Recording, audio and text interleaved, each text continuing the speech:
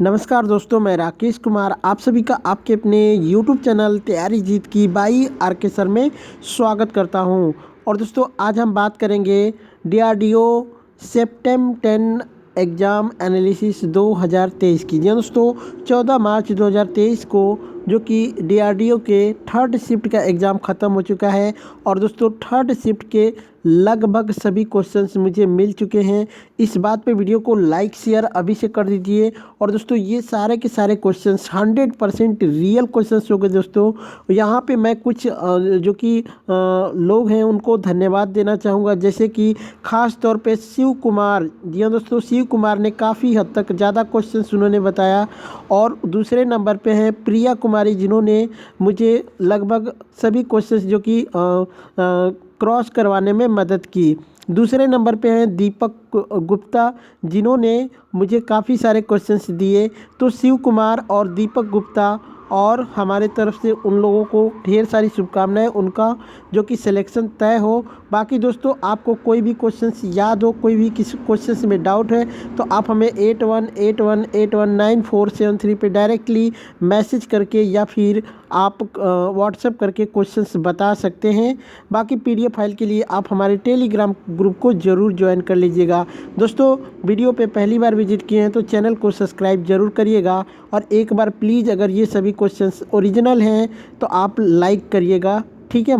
चलिए क्वेश्चंस देखते हैं। क्वेश्चंस आता दोस्तों कि महात्मा गांधी ने महामना की उपाधि किसे दी थी, ठीक है। उसमें महात्मा गांधी नहीं था, महामना की उपाधि जो कि किसे दी गई थी, ऐसे क्वेश्चंस था। तो मदन मोहन मालवीय को जो कि महामना की उपाधि जो कि महात्मा गांधी ने दी थी। बात करते हैं तो मदन मोहन मालवीय जो कि 1909 और 1918 में भारतीय राष्ट्रीय कांग्रेस के अध्यक्ष बने थे। उन्होंने 1916 के लखनऊ समझौते के तहत मुसलमानों के लिए अलग जो कि निर्वाचक मंडलों का विरोध किया।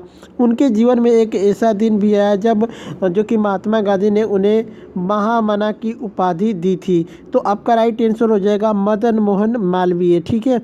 एक प्रश्न आया था दोस्तों कि भारत के 50वें मुख्य न्यायाधीश कौन है।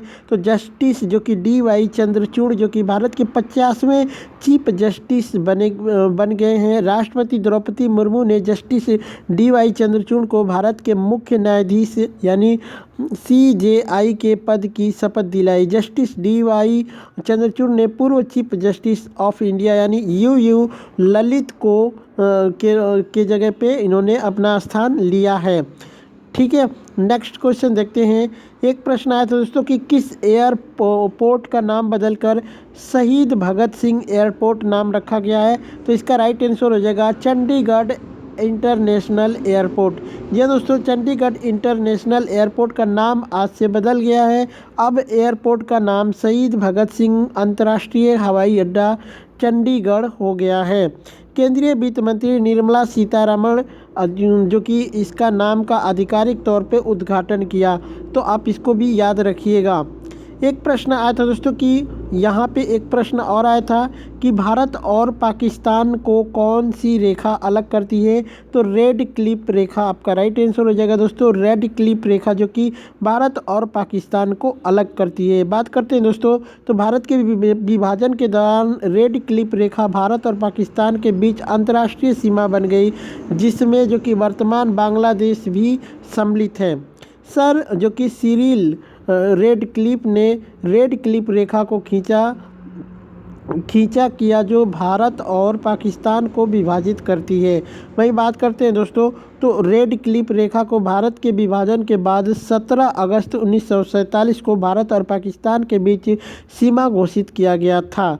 रेखा का नाम जो कि सर सिरिल रेडक्लिफ के नाम पर रखा गया था, जिन्हें 88 मिलियन लोगों के साथ जो कि यहाँ पे 4,50,000 किमी की वर्ग क्षेत्र में विभाजित करने के लिए कमीशन किया गया था।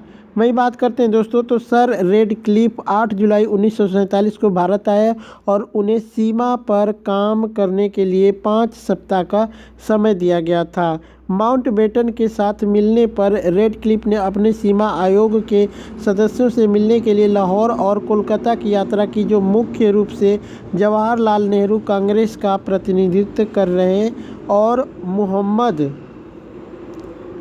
अली जिन्ना मुस्लिम लीग का प्रतिनिधित्व कर रहे थे। दोनों दल चाहते थे कि 15 अगस्त 1947 को अंग्रेज़ों के भारत छोड़ने के समय सीमा को अंतिम रूप दिया जाए। वहीं बात करते हैं दोस्तों, जैसा कि नेहरू और जिन्ना दोनों ने अनुरोध किया था कि रेडक्लिफ ने स्वतंत्रता से कुछ दिन पहले सीमा रेखा पूरी की थी, लेकिन कुछ राजनीतिक कारणों के कारण रेडक्लिफ रेखा जो कि 17 अगस्त 1947 को औपचारिक रूप से सामने आई थी। ठीक है, बात करते हैं दोस्तों यहाँ पे डुरंड लाइन की। तो इसके जो कि इसके पाकिस्तान और अफ़गानिस्तान की सीमाएं हैं।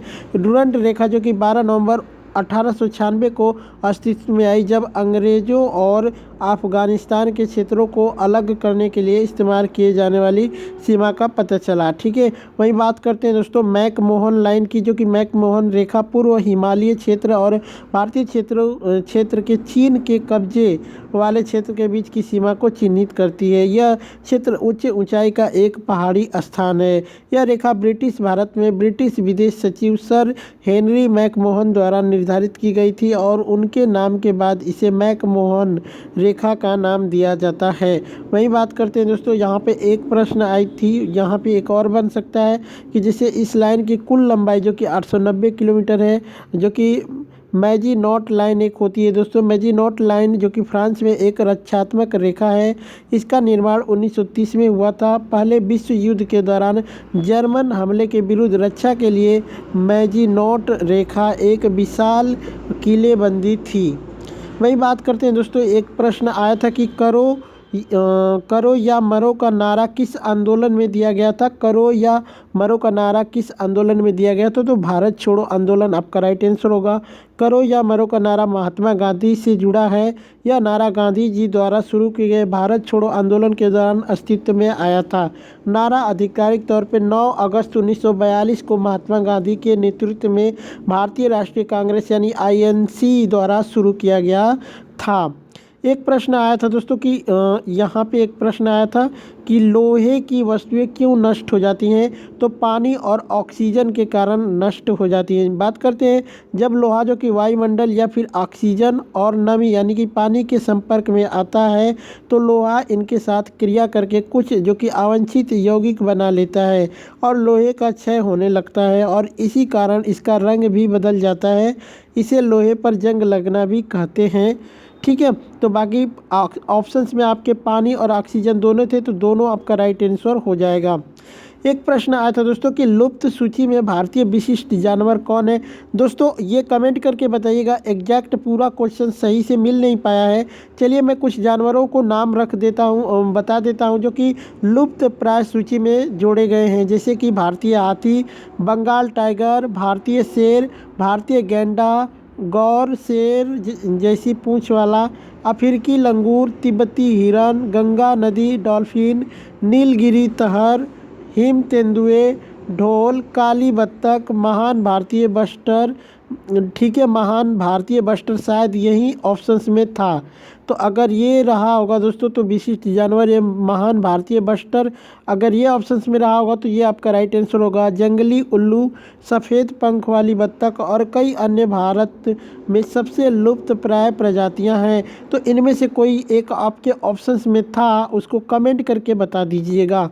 एक प्रश्न आया था दोस्तों कि कमीशन का करेक्ट स्पेलिंग चुनना था, तो कमीशन जो कि ऐसे लिखना है दोस्तों, ये कमीशन का आपका करेक्ट स्पेलिंग हो जाएगा। एक प्रश्न आया था कि दही में कौन सा अम्ल पाया जाता है, तो लैक्टिक अम्ल आपका राइट आंसर होगा। बात करते हैं तो दही एक दुग्ध उत्पादक है जिसका निर्माण दूध के जीवाणुज जो कि किण्वन द्वारा होता है, जो कि लैक्टोज का किण्वन लैक्टिक अम्ल बनाता है जो दूध प्रोटीन से प्रतिक्रिया कर इसे दही में परिवर्तित कर देता है। साथ ही इसे इसकी विशेष बनावट और विशेष खट्टा स्वाद भी प्रदान करता है। एक प्रश्न और आया था दोस्तों कि निम्नलिखित में से निम्नलिखित शब्दों के बीच में अंतर क्या है, तो वो कौन कौन से शब्द थे, एक बार कमेंट करके ज़रूर बता देना।